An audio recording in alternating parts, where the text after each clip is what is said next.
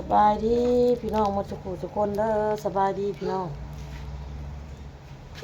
เห็ดนำของขายคือเก่าเนี่ยโต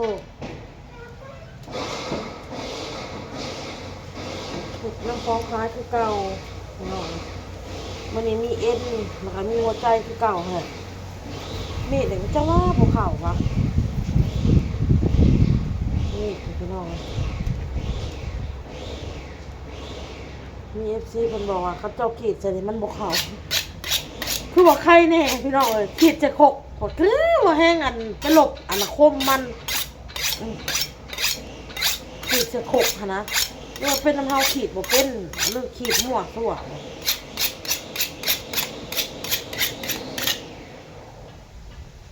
เฮ็ดจามเอ็นไปนำแล้วก็สิมาเล่าเรื่องให้ฟังพี่น้องฝันเมื่อคืนข้อยฝันว่าเสียงมันสิน้องนี่เด้อพี่น้องเด้อเพราะว่าให้น้องบ่อนเล่าอันหายปั่นเครื่องอันหายพี่น้องตอนใหญ่โพดใหญ่หลายกระจามยากพี่น้องเป็นปลาไปทำละเอียดแล้วแล้วก็ตอนใหญ่มันจามยากอันนี้สิเป็นนมมันพี่น้องเลยขอบมกขอบใจไม่เท่าน้อยหลายพี่น้องเป็นธุระให้เรื่องมื้อนี้นะพี่น้องเนาะฝากเงินเล่าพี่น้องซื้อเอ็นโล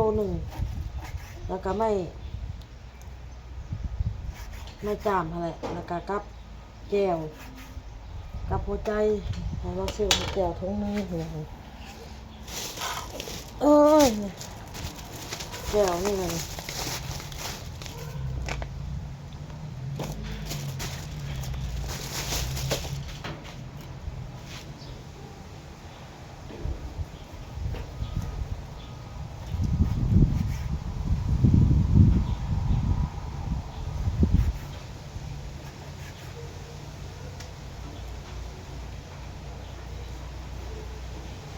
ว่าบ่ได้ดอกพี่บอกเข่าพี่น้องเอ้ยเข่า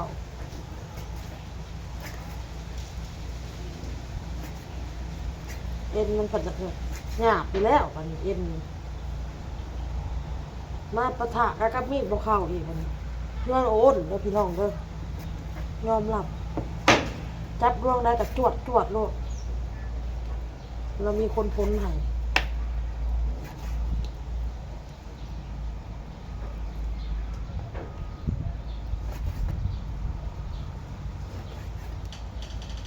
แห้งพ้นแห้งบกเข่าแห้งพ้นแห้งบกเข่าคือว่า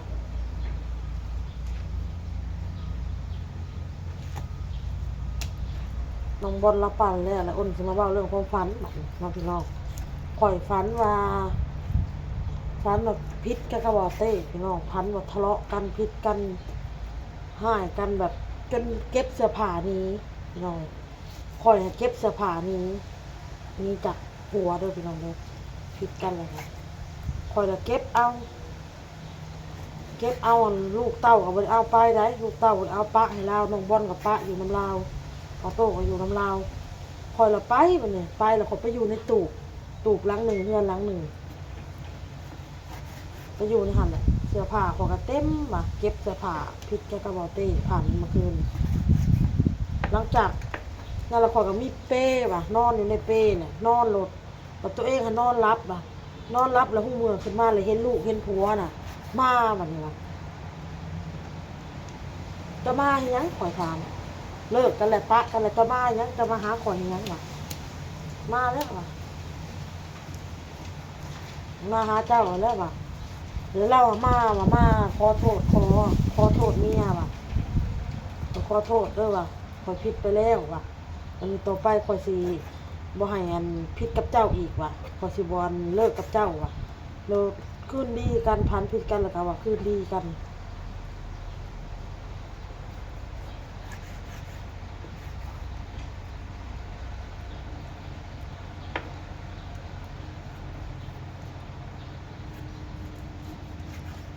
เป็นน้ำข่อยคิดร้ายบอกพี่น้องข่อยก็คิดร้ายอันร้ายอย่างนะพี่น้องคิดแล้วปกตินี่ผัวสิมาฮอดเมียนี่คันมานี่มาแต่เว้นคันเล่าอัน บ่ได้มานอนเฮือนเรานอนเฮือนแม่แล้วเราก็สิโทรมาบอกว่าข่อยนอนเฮือนแม่เด้อขอยบ่ได้เมื่อมื้อนี้เด้อขอยบ่ได้เมื่อนอนพี่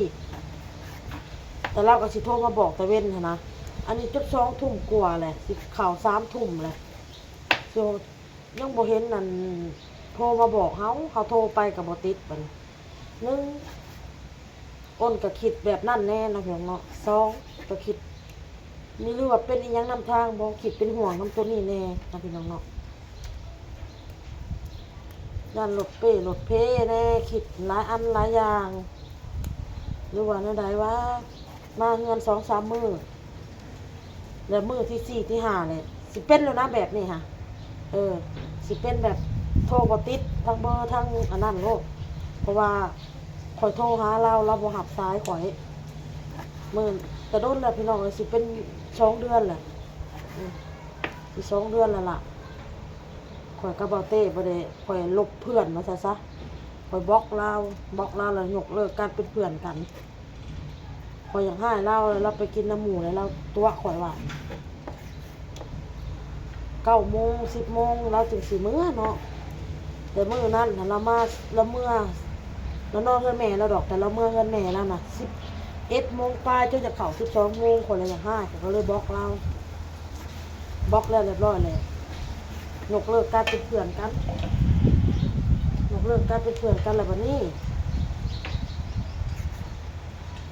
เพิ่นโทรหาลูกหาเต้าบ่ได้แล้วข่อยนอนแล้วเพิ่นจับเอาโทรศัพท์ข่อยน่ะไปปลดบล็อกเนาะ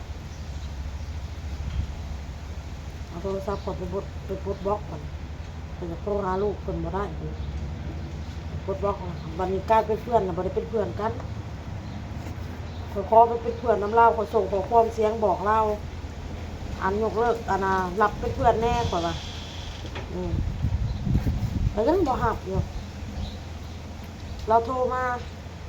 เจ้าคือบ่รับข่อยเป็นเพื่อนสิรับดอกพอวางปึ๊บไปก็ยังบ่รับปัจจุบันนี่ก็ยังบ่รับข่อยเป็นเพื่อน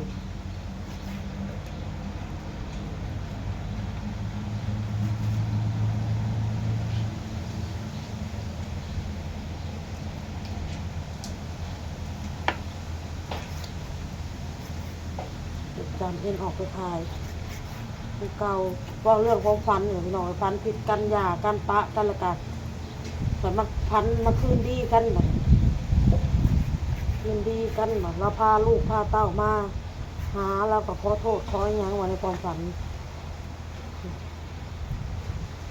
ยังบริเซิร์ชเข้าไปพังเบิ่งใน YouTube พี่น้องของใน YouTube มันมีคำทำนายเด้แต่เขากับเสื้อนี่บนนี้แล้วพี่น้องเลยคำทำนายค่ะบางทีเขาฟันเขาเข้าไปพังขัดอะไรคือแม่นคือวะมันประมาณนั้นคืออันคำทำนายว่าในความฝันเลยสิ่งบางอย่างบ่คือบ่ถือบ่แม่น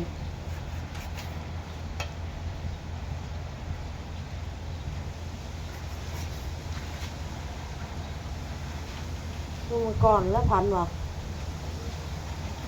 ตัวเองถูกหวย50,000ถูกหวย50,000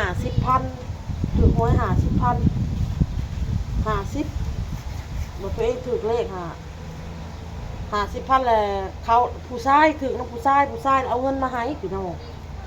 เอาเงินมาให้เงินน่ะ4 ล้าน 5ฝันในความฝัน4 ล้าน 5หวยลาออกเมื่อกี้นี่ข่อยก็ซื้อ50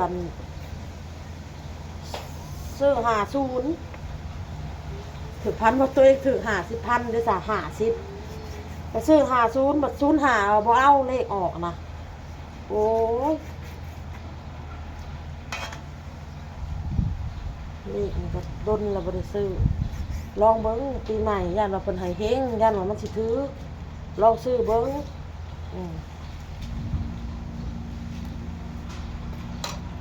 ลองเลขเรื่องเบอร์ผักผ่อนเฮิงเลยได้ข่อยกับพี่น้องเลยมีปัญหากับอันเขาแล้วก็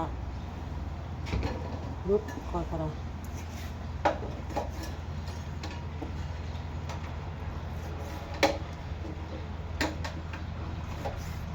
การที่หับหัวเลขมาขายนี่ต้องต้องมีอันนั้นพี่น้องเลย มีสติต้องให้มัน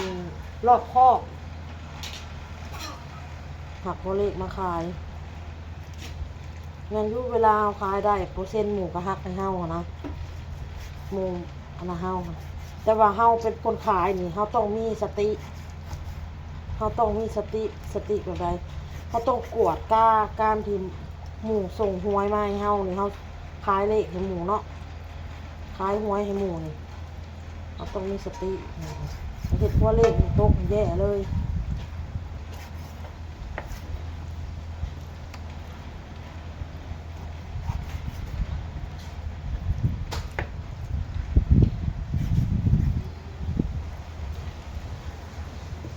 มันรอบคอบคือโทษไปก็บ่ได้แล้วก็โทษตัวเองนั่นแหละ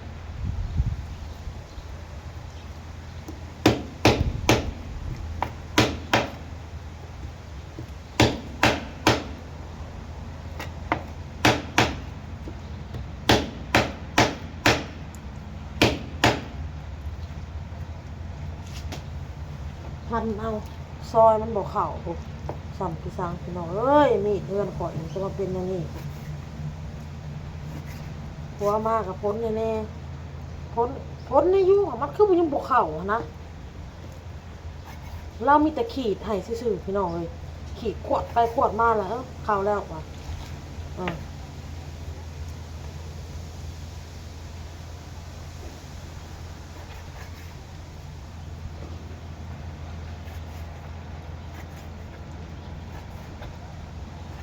คนเขาไปอ่านคอมเมนต์FCแต่ละคนเนาะพี่น้องเนาะ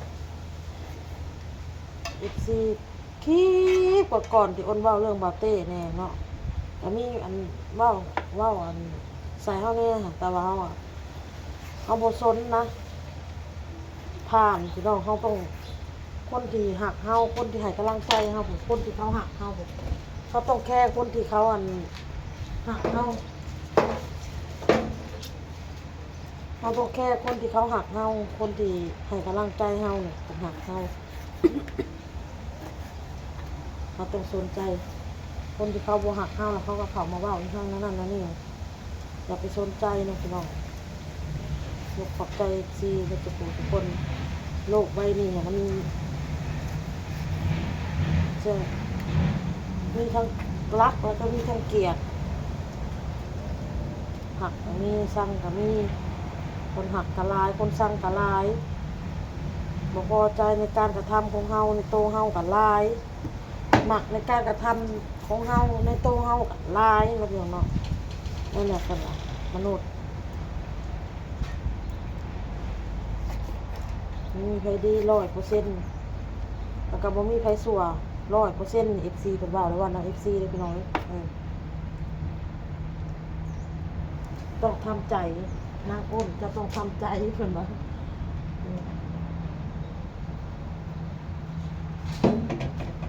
เราต้องทำใจเด้อขอบคุณหลายๆจากกำลังใจจากผู้รักผู้ใหญ่มาถึงเนาะจาก FC มาสุขุทุกคน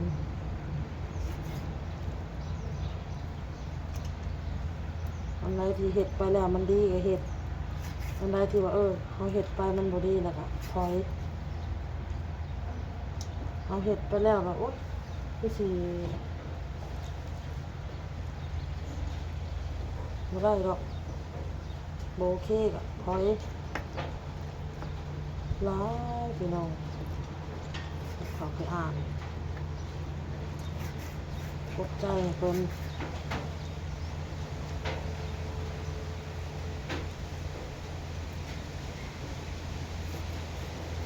เราอยากให้คนมาหักเฮาทั้งโลกมาหักเฮาคนเดียวมันก็เป็นไปบ่ได้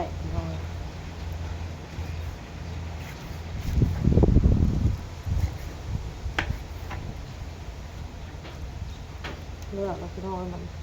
เป็นโลหนึ่งเพื่อสิแล้วเห็นบอกพี่น้องมันเป็นของง่ายๆพี่น้องเอ้ยเพื่อเสียบอีกแบบนี้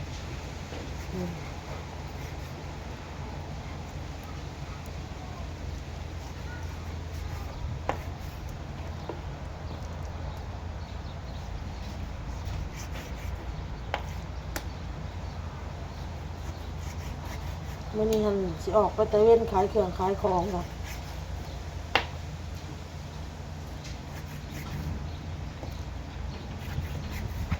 คลิปนี้ก็เฮ็ดของขายไปนำพี่น้องเอ้ยเว้าเรื่องบ่เต้ไปนำเด้อพี่น้องเด้อ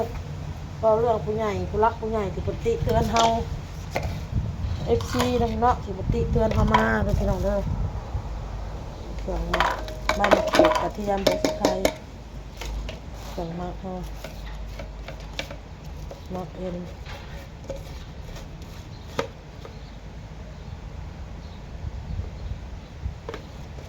ตักง่ายแนะนำเฮา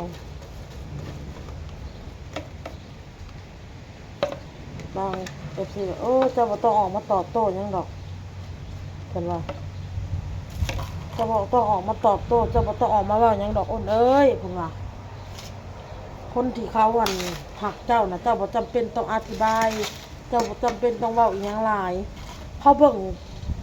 การกระทำของเจ้าเขาเบิ่งเจ้าแต่ละมื้อเขาก็เข้าใจเขาก็เบิ่งออกผู้ใหญ่นะเพิ่นว่าเนาะบ่บางคนเพิ่นก็บ่ได้เข้าใจเฮาหั้นนะเขาก็จะออกมาเว้าหรือว่าบางทีเขาก็ยังบ่ได้ไปตอบคอมเมนต์เพิ่นน่ะสิเขาก็เว้าออกไปในคลิปเลยไปสินะเจ้าบ่ต้องออกมาเว้าเจ้าบ่ต้องออกมาตอบมาโต้หยังดอกเพิ่นว่าพอคนที่เขาเบิ่งเจ้ามันบ่แม่นเด็กน้อยมันเป็นผู้ใหญ่แม่นแล้ว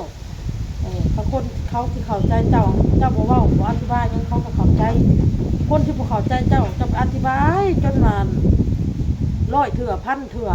ล้านเทื่อเขาก็บ่เข้าใจเนาะเพิ่นว่าขอบมุกขอบใจเพิ่นหลายๆเลย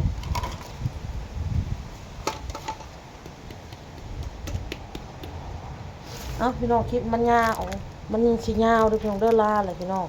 พอกับคลิปหน้าคลิปนี้ก็บ่มีหยังดอกเว้าเรื่องความฝันเดี๋ยวอ้นก็สิเข้าไปเปิดคำทำนายใน YouTube เบิ่งนำแล้วก็เฮ็ดจามไปนำเด้อพี่น้องเด้อแล้วเรียบร้อยแล้วก็สิห้ามน้ำอำนายแต่งตัวสิออกไปขายของคือเก่าพี่น้องเอ้ยสักผ้าไว้ตากเมื่อคืนนี่สักไว้อีกพี่น้องเอ้ยเอาไว้ตากแมลงอีกเนาะพี่น้องเนาะ